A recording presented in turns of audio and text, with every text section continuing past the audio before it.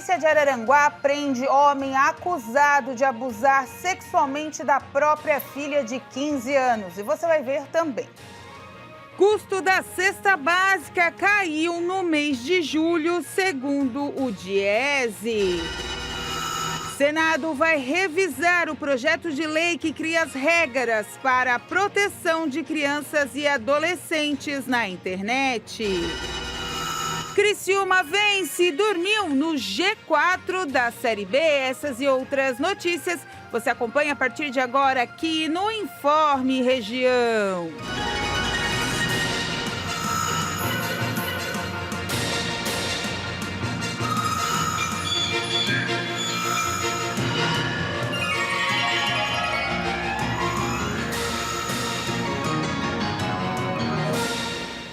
Olá, estamos chegando com mais uma edição no Informe Região, hoje segunda-feira, dia 25 de agosto de 2025, tá acabando o mês de agosto, essa semana é a última semana de dias úteis do mês de agosto, já quase chegando em setembro e será uma semana fria, como a gente já previu na última semana, informamos para você, vai ser a última semana de agosto com temperaturas aí bem geladas. Já já a gente amplia as informações do tempo para você aqui na nossa região, mas vai ter chuva, vai ter tempinho frio, só que lá na sexta-feira vai dar uma esquentadinha e a gente vai trazer as informações para você.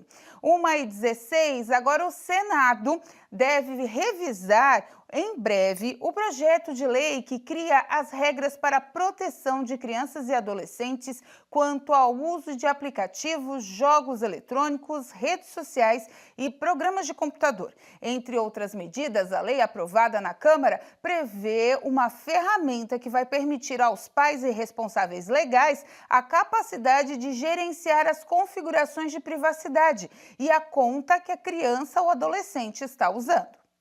A Câmara dos Deputados aprovou o projeto que estabelece regras para a proteção de crianças e adolescentes em ambiente digital.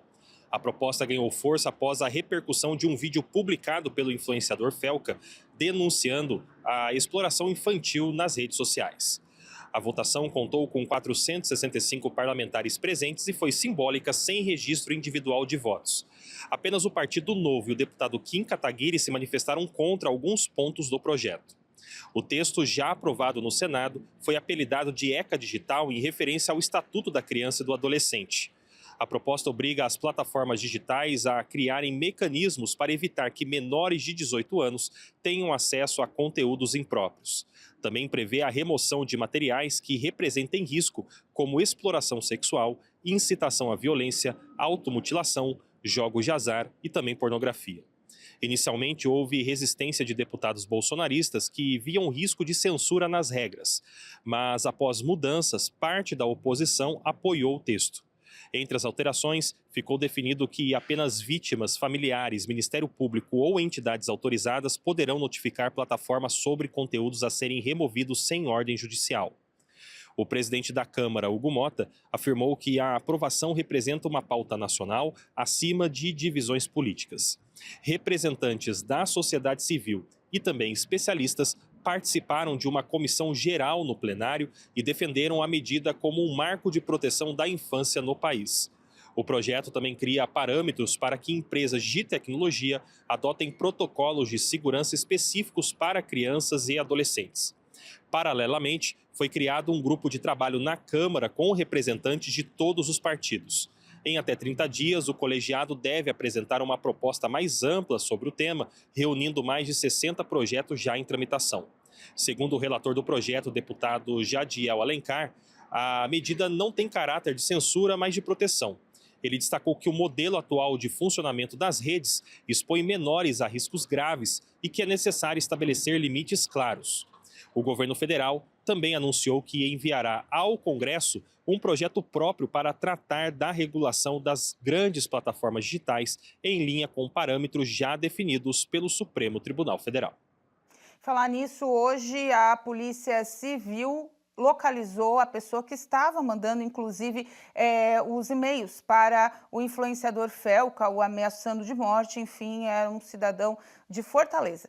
O quebra do sigilo dos e-mails foi feita, né, foi realizada e a Polícia Civil já está na cola dessa pessoa que fez as ameaças ao influenciador, que gerou toda essa polêmica. E a notícia triste, né, já do comecinho dessa semana, na tarde de ontem, de domingo, uma guarnição da Polícia Militar foi acionada para o atendimento de uma ocorrência de violência sexual, onde estava sendo acusado o pai de abusar da própria filha na cidade de Araranguá. Ao chegar no local, os policiais militares encontraram a vítima, uma adolescente de 15 anos, e sua mãe, que disseram aos policiais, né, que o homem estava na casa ainda. Sendo então realizada a sua prisão e a condução até o centro de plantão da Polícia Civil de Araranguá. Em depoimento, a mãe da vítima disse que passou a suspeitar que seu marido estava violentando a filha do casal. E na noite de ontem, quando ele mandou a mulher sair de casa, deixou um celular gravando o áudio do ambiente, sendo então flagrado o estupro por meio do aparelho celular. Na central de plantão da polícia, o investigado foi atuado em flagrante pelo crime de estupro qualificado, sendo conduzido até a instituição penitenciária competente, onde vai permanecer à disposição da Justiça. A vítima, por sua vez, foi encaminhada para o Hospital Regional de Araranguá, onde realizou tratamento médico e, posteriormente, foi até a Polícia Científica para coletar material genético para a realização do exame pericial. A gente se preocupa com a internet, tem que se preocupar, mas a gente tem que se preocupar dentro de casa também.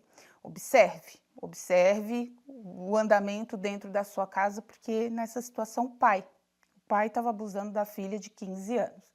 Vai saber quanto tempo, isso daí tudo a polícia vai investigar, mas foi a notícia que abalou aqui a região sul na noite de ontem, hoje pela manhã, o delegado Giraldi dando bastante informações sobre esse caso, pois foi conduzido de uma maneira muito fria pela mãe, mas que colocou a criança em primeiro lugar. E é assim que tem que ser, a criança, não o marido, não o padrasto, não o homem que está do lado. A criança sempre em primeiro lugar, qualquer tipo de suspeita de abuso.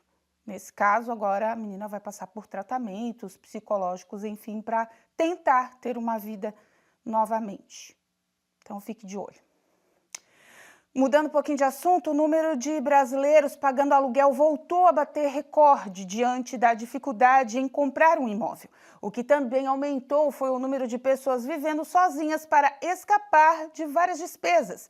É cada um na sua casa, do seu jeito.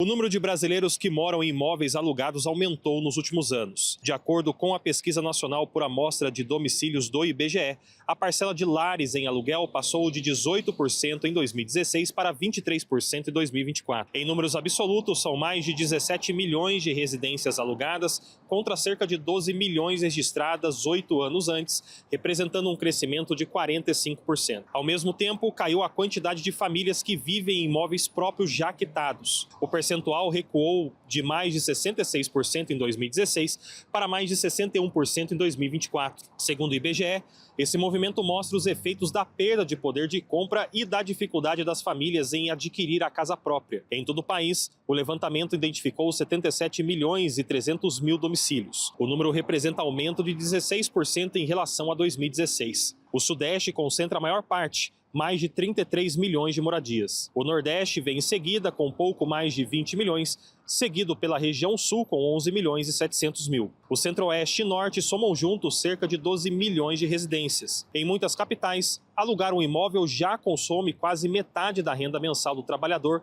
e mesmo para quem pensa em comprar, os juros elevados do financiamento ainda são um obstáculo difícil de superar. Segundo o Heitor Kuzer, os altos preços dos imóveis têm feito com que mais pessoas passem para o aluguel, porém a população também tem sentido um aumento no valor dos aluguéis. O investidor que compra imóveis continua comprando, mas quem procura e não consegue comprar vai para o aluguel. E o aluguel aumentou o preço por duas razões. A primeira, óbvia, que é o aumento da demanda, mas principalmente por conta do fenômeno do Airbnb, do short term, que é o aluguel por curta temporada. há muita gente preferindo deixar de alugar longa temporada, ou por 1 ano, ou por 2 anos, em detrimento de alugar pela temporada, por 1, 2 ou 3 dias, porque a rentabilidade do imóvel cresce. Então esta é a segunda razão pela qual os imóveis aumentaram o preço na locação. Ainda segundo Kuser, tem estado cada vez mais difícil encontrar imóveis para alugar. E se você que está procurando imóvel para alugar, você pode ver que está muito difícil encontrar imóveis. A demanda aumentou muito. E aí, obviamente, o preço aumenta. Mas está muito difícil alugar imóveis hoje em dia. Você procura, são sempre os mesmos imóveis. E aqueles mais bem localizados, com preços mais atrativos, não ficam mais disponíveis para alugar. E isso tem gerado um problema que especialmente os imóveis que alugam mais ou que vendem mais, são localização. Então, ele bem localizado, ele tem infraestrutura, especialmente de transporte e serviços, ele também aluga mais. A pesquisa mostra também mudanças no tipo de moradia. As casas ainda são maioria, correspondendo a 84% do total. Mas o número de apartamentos cresceu quase 30% desde 2016, chegando a mais de 11 milhões de unidades. Outro dado que chama atenção é o aumento dos lares com apenas um morador. As chamadas residências unipessoais passaram de 12% para quase 19% em pouco mais de uma década. O levantamento também avaliou as condições de saneamento básico. Quase todos os domicílios possuem banheiro de uso exclusivo, mas o acesso à rede geral de esgoto ainda é desigual. Nas áreas urbanas, o índice chega a 78%. Já nas zonas rurais, pouco mais de 9% dos domicílios contam com esse serviço. Para os pesquisadores, os dados revelam a concentração de renda no período, além da influência da inflação e da perda salarial, fatores que dificultam a compra do imóvel próprio e aumentam a procura pelo aluguel. 1h26, a seguir, cresce o número de idosos no país.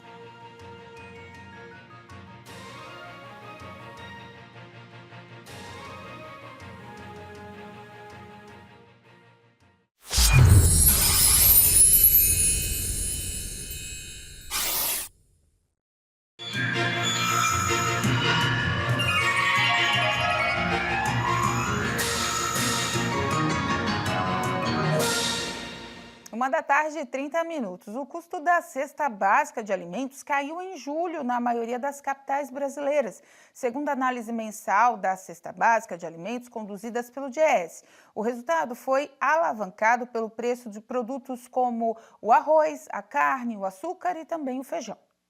O custo da cesta básica de alimentos caiu em julho em 15 capitais brasileiras, enquanto em outras 12 houve um aumento. Essa é a primeira vez que a análise mensal da cesta básica de alimentos, conduzida pelo Departamento Intersindical de Estatística e Estudos Socioeconômicos, em parceria com a Companhia Nacional de Abastecimento, incluiu todas as 26 capitais e Brasília. Antes disso, a pesquisa era feita apenas em 17 capitais. A queda no custo da alimentação básica foi impulsionada principalmente pelo recuo nos preços do arroz, carne bovina, açúcar e feijão. Apesar da diminuição em várias cidades, São Paulo se mantém como a capital com a cesta básica mais cara, de R$ 865,90.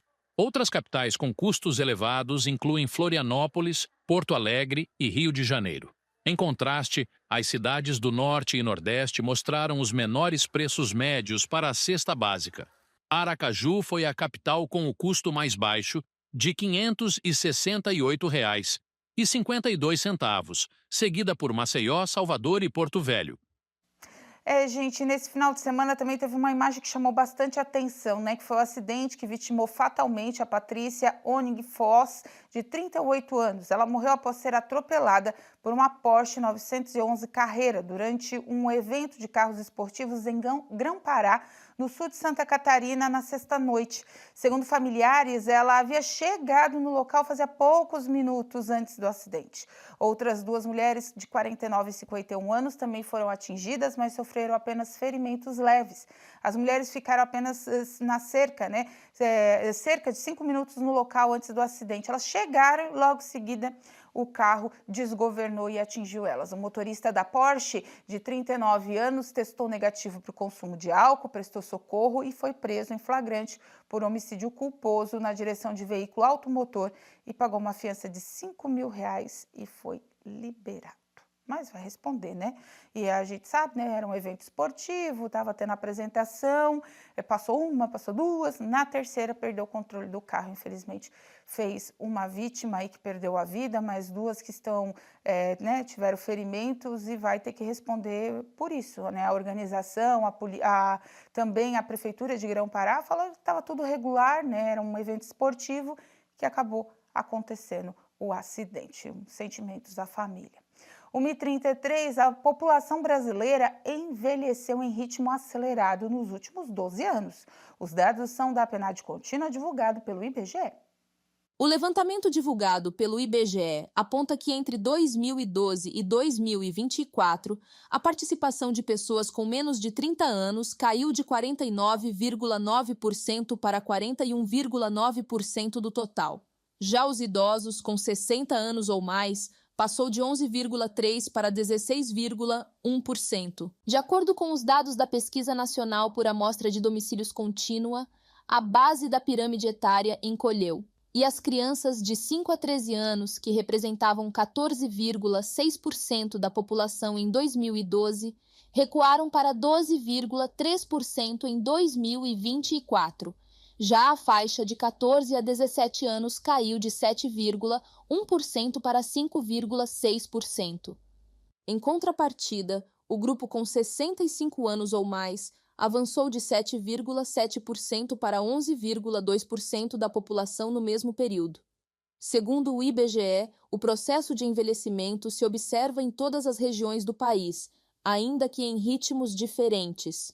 O Norte concentra a população mais jovem, com 41,7% dos habitantes abaixo de 24 anos, enquanto o Sudeste e Sul têm os maiores percentuais de idosos, mais de 17%. O estudo também confirma a predominância feminina nos grupos etários mais velhos, reflexo da maior expectativa de vida das mulheres, que em 2024 elas representavam 51,2% da população total e estavam mais presentes entre os idosos.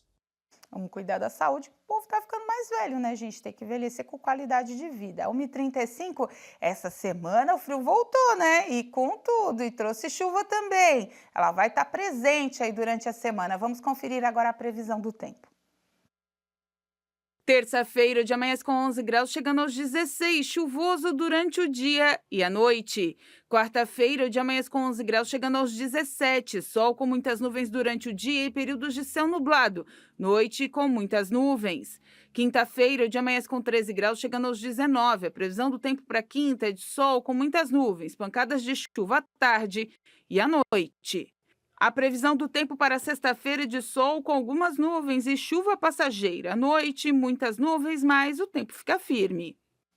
Então, essa semana é casaco e guarda-chuva na bolsa, porque não tem jeito. Essa semana é semana de frio. 1h36, a seguir, Criciúma no G4 do Brasileiro da Série B.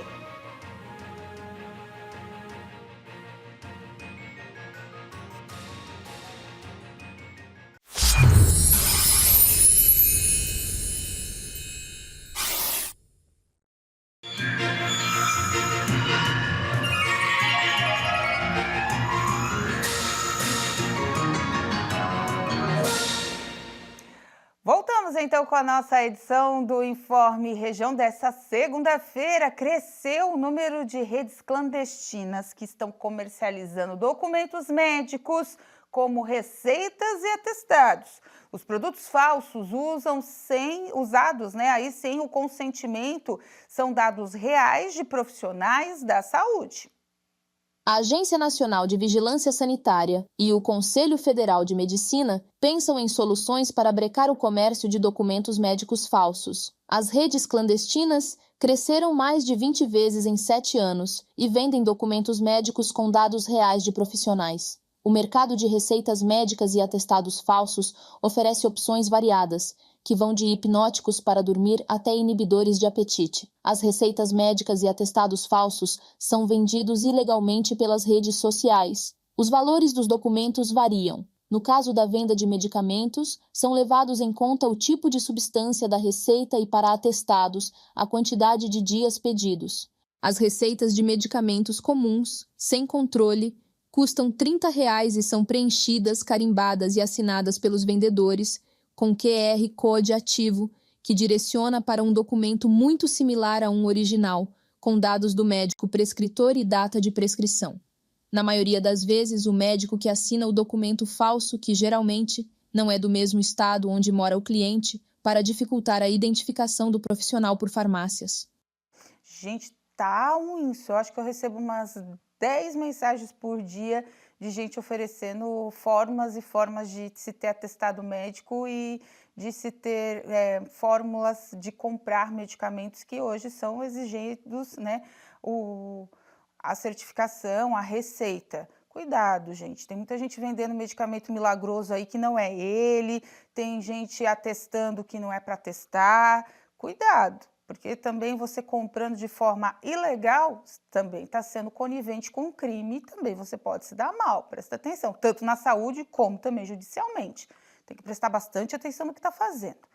1h42, antes da gente encerrar o jornal de hoje, mas como é bom estar no G4 do Campeonato Brasileiro da Série B.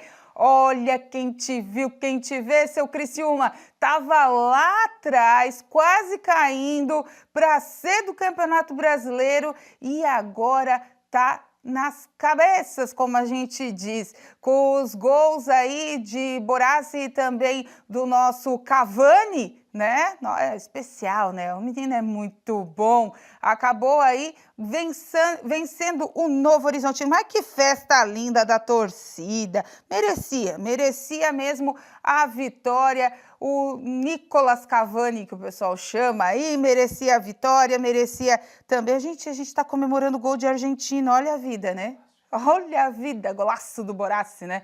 E é isso, né? Estamos nas cabeças da Série B do Campeonato Brasileiro. As imagens do Criciúma Esporte Clube, torcida bonita, festa bonita, toda uma recepção foi de arrepiar. Quem pôde acompanhar no estádio Heriberto Wilson. E é isso, esse é o espírito do Tigre, dos Carvoeiros, sim senhor. Ó, Goiás é o primeiro na classificação até agora, segundo é o Coritiba, terceiro a Chapecoense, que acabou vencendo e subiu, e o quarto, subiu a colocação, né? E o quarto, o Criciúma, com 36 pontos. A Chape está em terceiro com 40, então tá tudo meio que emboladinho ali.